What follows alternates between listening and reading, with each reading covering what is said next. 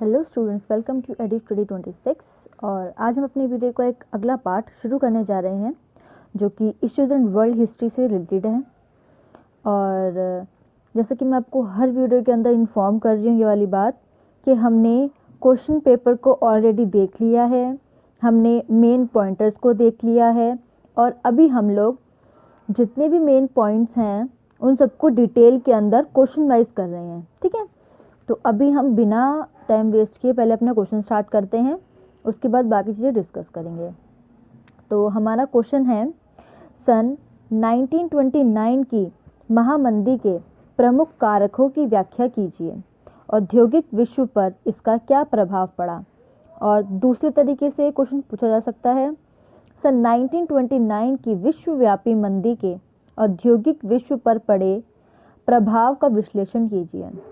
देखिए बच्चा, जहाँ पर भी आपको प्रभाव वर्ड दिखे, अच्छा, और दिखे महामंदी, तो वहाँ पर आप समझ ही जाना कि आपको सिर्फ और सिर्फ प्रभाव के बारे में लिखना है डिटेल में। और अगर किसी क्वेश्चन के अंदर आपको कारक पूछा जा रहा है, प्रभाव नहीं लिखा तो आपको कारण लिखने हैं। ठीक है, बट किसी क्वेश्चन के अंदर कारण और प्रभाव दोनों लिखा हुआ है तो बच्चा आप ये मिस्टेक नहीं करना कि आप पूरा डिटेल में करने हैं, पूरा कारक भी डिटेल में लिख रहे हो और प्रभाव भी डिटेल में लिखना है। नो, ये बिल्कुल गलत हो जाएगा। आपको क्या करना है, जो प्रभाव वाला क्वेश्चन होगा ना, उसके अंदर मेनली ये बताया जाएगा कि मुख्य कारकों की व्याख्या कीजिए और औद्योगिक विश्व पर इसके प्रभाव। तो आपको प्रभावों के बारे में बताना डिटेल में, कारकों के बारे में नहीं बताना, क्योंकि जहाँ पर कारकों के बारे में बताना होगा डिटेल में, वहाँ पर प्रभाव का जिक्र नहीं किया जाएगा।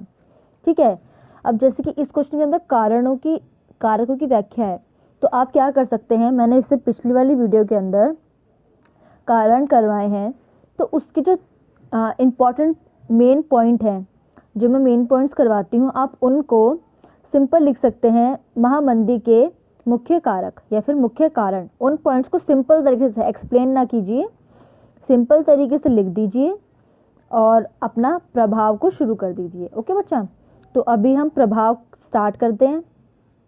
हमारा पहला पॉइंट है, आयात वस्तुओं पर भारी कर। आयात का मतलब आपको पता है, इंपोर्ट होता है, यानी कि जब किसी बाहर की कंट्री से कोई माल अपने देश में लाया जाता है तो उसे इंपोर्ट कहते हैं, यानी कि आयात कहते हैं। और जब हम अपनी कंट्री से किसी दूसरी कंट्री के अंदर सामान भेजते हैं तो उसे निर्यात कहते हैं, यानी कि एक्सपोर्ट कहते हैं। ठीक है बच्चा, तो स्टार्ट करते हैं। विश्व के बहुत से देशों ने, चाहे वे विकासशील हो या विकसित, सभी ने आयात की वस्तुओं पर भारी कर लगाना आरंभ कर दिया ताकि वे विदेशी वस्तुओं के आयात पर रोक लगा सके और अपने उत्पादन को बाजार में नियमित रूप से बेच सके। उन्होंने निर्यात को बढ़ाने के लिए अनेक प्रकार के कार्य किए। इन सभी के चलते अंतर्राष्ट्रीय व्यापार में आर्थिक मंदी हुई। दूसरा पॉइंट है हमारा, लोगों की सरकार पर निर्भरता। राष्ट्र का व्यापार पर नियंत्रण बढ़ा। उद्योगपति, विभिन्न बैंकर, किसान वर्ग, मजदूर वर्ग, सब के सब अब सरकार की ओर देखने लगे कि अब वह बैंकों की सहायता करे, कारोबार में आर्थिक सहायता दे तथा लोगों को सामाजिक सुरक्षा प्रदान करे। हमारा नेक्स्ट पॉइंट है, उत्पादन की अधिकता। प्रथम विश्व युद्ध के पश्चात कृषि के क्षेत्र में अति उत्पादन की समस्या बनी हुई थी। इससे उत्पादन तो अधिक हो गया परंतु उसे खरीदने वाले कम हो गए, जिससे कि कृषि उत्पाद तथा अन्य वस्तुएं रखी रखी खराब होने लगी। इससे राष्ट्रीय व अंतर्राष्ट्रीय स्थिति को गहरा आघात पहुंचा। हमारा नेक्स्ट पॉइंट है, यूएसए के पास अधिक सोना। कई देशों को यूएसए को सोने के रूप में कर्ज लौटाना पड़ा क्योंकि अमेरिका किसी और रूप में कर स्वीकार नहीं कर रहा था। इससे राष्ट्रीय आर्थिक स्थिति पर बुरा प्रभाव पड़ा क्योंकि अमेरिका अब शेयर बाजार में पैसा नहीं लगा रहा था। ये जितनी भी आर्थिक मंदी का जो इम्पैक्ट है या फिर जो कॉजेस हैं, ये किसकी वजह से शुरू हुआ बच्चा? यूएसए के शेयर मार्केट के गिरने से। और यूएसए ने उस टाइम अपना दिमाग चलाया और बहुत ज़्यादा चालाकी से क्या किया कि उसने जितने भी लोगों को कर्ज दिया हुआ था उन सभी को उसने पैसे के रूप में स्वीकार तो किया नहीं, वो पैसे नहीं ले रहा था। उसने क्या किया, सिर्फ और सिर्फ गोल्ड के रूप में ही, सोने के रूप में ही चीज़ें ले रहा था। यानी कि जितना भी पैसा है उसका, वो उसने कहा था कि आप मुझे पैसे के बदले गोल्ड दीजिए। तो इससे क्या हुआ, देश भर का जितना भी सोना था वो अमेरिका के पास जमा हो गया और अमेरिका रिच हो गया। और अमेरिका बाद में शेयर मार्केट के अंदर अपना पैसा नहीं लगा रहा था, जिसकी वजह से बाकी कंट्रीज़ को प्रॉब्लम हुई। ठीक है बच्चा, आगे आगे आप पढ़ते जाएंगे तो आपको समझ आता जाएगा। बुक पढ़ते रहिए, साथ के साथ मेरे नोट्स पढ़ते रहिए, बहुत अच्छे मार्क्स आएंगे आप लोगों के। बढ़ते नेक्स्ट पॉइंट की तरफ, आर्थिक संकट का विश्व के प्रमुख देशों पर प्रभाव। जर्मनी पर प्रभाव। अब हम बेटा उन कंट्रीज़ को करेंगे जिन पर आर्थिक मंदी का बहुत ज़्यादा प्रभाव पड़ा। तो पहला है जर्मनी पर प्रभाव। आर्थिक संकट के परिणाम स्वरूप जर्मनी में बेरोजगारी अत्यधिक बढ़ी। 1932 ईस्वी तक 60 लाख लोग बेरोजगार हो गए। 60 लाख बच्चा बहुत बड़ा अमाउंट होता है। इससे जर्मनी में बाह्य गणतंत्र की स्थिति दुर्बल हुई। हिटलर इसका फायदा उठाकर सत्ता में आ गया। इस प्रकार आर्थिक मंदी ने जर्मनी में नाजीवाद का शासन स्थापित किया। देखिए बच्चा, जब बेरोजगारी बढ़ी, ठीक है, इतने सारे लोग बेरोजगार हो गए, तो क्या हुआ कि नाजीवादी पार्टी थी जिसका मुखिया कौन था, हिटलर था। हिटलर ने क्या किया, झूठे वादे किए, ठीक है, और लोगों को अपने आकर्षण भाषण से जागृत किया कि मैं सबसे बढ़िया हूँ और मैं तुम्हारी परेशानी जो है वो हल कर सकता हूँ। तो इससे क्या हुआ कि हिटलर को बढ़ावा मिला और नाजीवादी पार्टी का उदय हुआ। ठीक है, नेक्स्ट है ब्रिटेन पर प्रभाव। 1931 ईस्वी में आर्थिक मंदी के कारण ब्रिटेन को स्वर्ण मान का परित्याग करना पड़ा। देखिए बच्चा, ब्रिटेन ने पूरी विश्व पर अपना कब्जा जमाया हुआ था, बट आर्थिक मंदी के बाद अब उसके पास इतनी पावर नहीं रही, तो उसने अपना स्वर्ण मान का जो पद है वो गिरा दिया था, मतलब कि उसको स्वर्ण पद जो था वो खत्म हो गया था। ठीक है, सरकार ने सोने का निर्यात बंद कर दिया। सरकार ने आर्थिक स्थितीकरण की नीति अपनाई। इससे आर्थिक मंदी से उबरने में ब्रिटेन को मदद मिली। व्यापार में संरक्षण की नीति अपनाने से भी व्यापार संतुलन ब्रिटेन के पक्ष में हो गया। ब्रिटेन सरकार ने सस्ती मुद्रा दर को अपनाया, जिससे बैंक दर में कमी आई। इससे विभिन्न उद्योगों को बढ़ावा मिला। देखिए बच्चा, ब्रिटेन ने अपना दिमाग यूज़ किया, अपना ब्रेन यूज़ किया और उसने आर्थिक मंदी के साथ क्या किया, अपने आप को ढाल लिया और इस तरीके की नीति अपनाई जिससे कि उनके लोगों को परेशानी ना हो। जैसे कि सस्ती मुद्रा दर चलाना, ये ब्रिटेन का बहुत अच्छा फैसला था।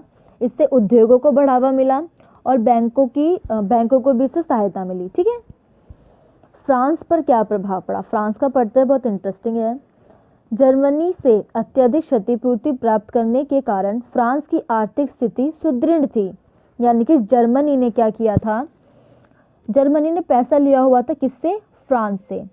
ठीक है बच्चा, तो अब क्या था, अब फ्रांस को तो जर्मनी से पैसा मिल गया था बहुत सारा, वो भी ठीक है, तो उससे क्या हुआ कि उसकी स्थिति सुदृढ़ थी, यानी कि खराब नहीं थी, ठीक थी, स्टेबल थी। ठीक है, अतः आर्थिक मंदी का उस पर अधिक प्रभाव नहीं पड़ा। फ्रांस की मुद्रा फ्रैंक अपनी शाखा बचाए रखने में सफल रही। देखिए बच्चा, फ्रांस को मतलब कितना फायदा हुआ। रूस पर प्रभाव। अब देखिए, रूस दुनिया का सबसे बड़ा देश एरिया वाइज। रूस में स्टालिन की आर्थिक नीतियों एवं पंचवर्षीय योजनाओं से आर्थिक स्थिति सुदृढ़ थी, अतः वह भी आर्थिक मंदी से प्रभावित नहीं हुआ। इससे विश्व के समक्ष साम्यवादी व्यवस्था की मजबूती एवं पूंजीवादी व्यवस्था का खोखलापन उजागर हुआ। साम्यवादी व्यवस्था का क्या हुआ बच्चा, बोलबाला बढ़ने लगा, क्योंकि जितने भी साम्यवादी देश थे उनको शेयर मार्केट के गिरने से ज़्यादा कुछ फर्क नहीं पड़ रहा था, और पूंजीवादी हर देश को उससे फर्क पड़ रहा था, क्योंकि व्यापारी अपना पैसा शेयर मार्केट में लगा रहे थे, उनका पैसा डूब रहा था, लोग बेरोजगार हो रहे थे, देश के अंदर गरीबी आ रही थी। ठीक है बच्चा, इससे क्या हुआ, मार्क्सवादी विचारधारा जो है वो बढ़ने लगी। अमेरिका का पर क्या प्रभाव पड़ा? अमेरिका में बेरोजगारी 15 लाख से 1 करोड़ 30 लाख हो गई। यूरोप में आर्थिक मंदी के कारण अमेरिका का यूरोपीय ऋण डूबने की स्थिति में आ गई। 1932 ईस्वी के चुनाव में आर्थिक संकट के कारण रिपब्लिक पार्टी की विजय हुई। डेमोक्रेटिक पार्टी के उम्मीदवार रूजवेल्ट ने आर्थिक सुधार कार्यक्रम की घोषणा के बल पर ही चुनाव जीता। देखिए बच्चा, हमारा अगला पॉइंट है ऑस्ट्रेलिया पर प्रभाव। अब देखते हैं ऑस्ट्रेलिया पर क्या प्रभाव पड़ा। ऑस्ट्रेलिया कृषि प्रधान देश है और कृषि से उसको बहुत फायदा होता है। देखिए पॉइंट में पढ़ते हैं हम। ऑस्ट्रेलिया की अर्थव्यवस्था कृषि और औद्योगिक उत्पादों के निर्यात पर निर्भर थी।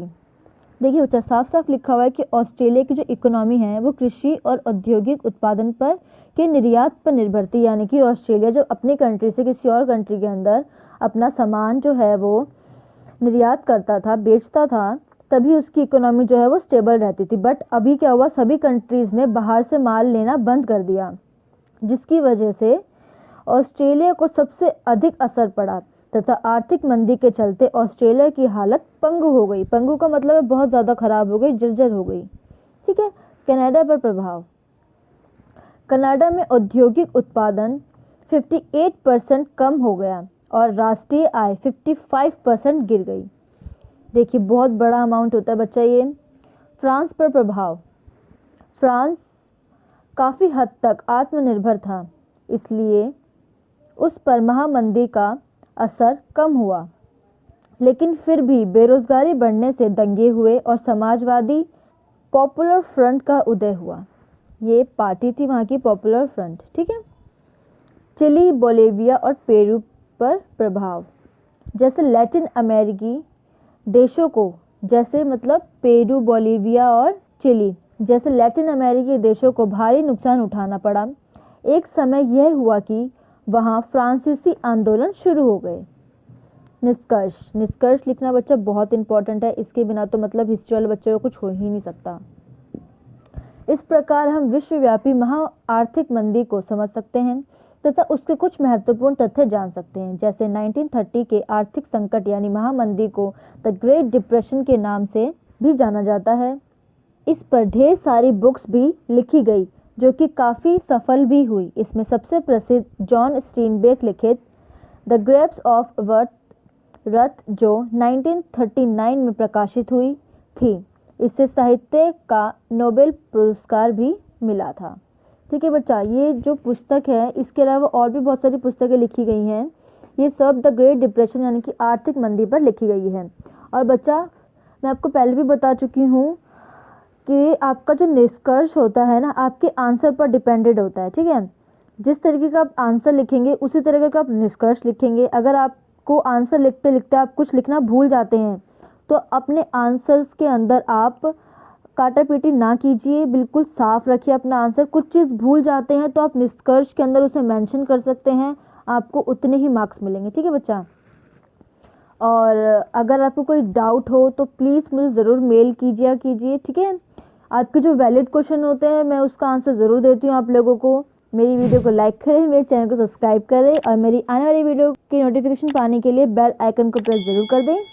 और आप बच्चा अच्छे से मेहनत करें, अपनी बुक्स पढ़ें, मेरे नोट्स पढ़ें और अच्छे मार्क्स लेके आएँ और फिर मुझे बताएं आप लोग कमेंट में कि हमारे इतने अच्छे मार्क्स आए हैं। ठीक है। Thank you.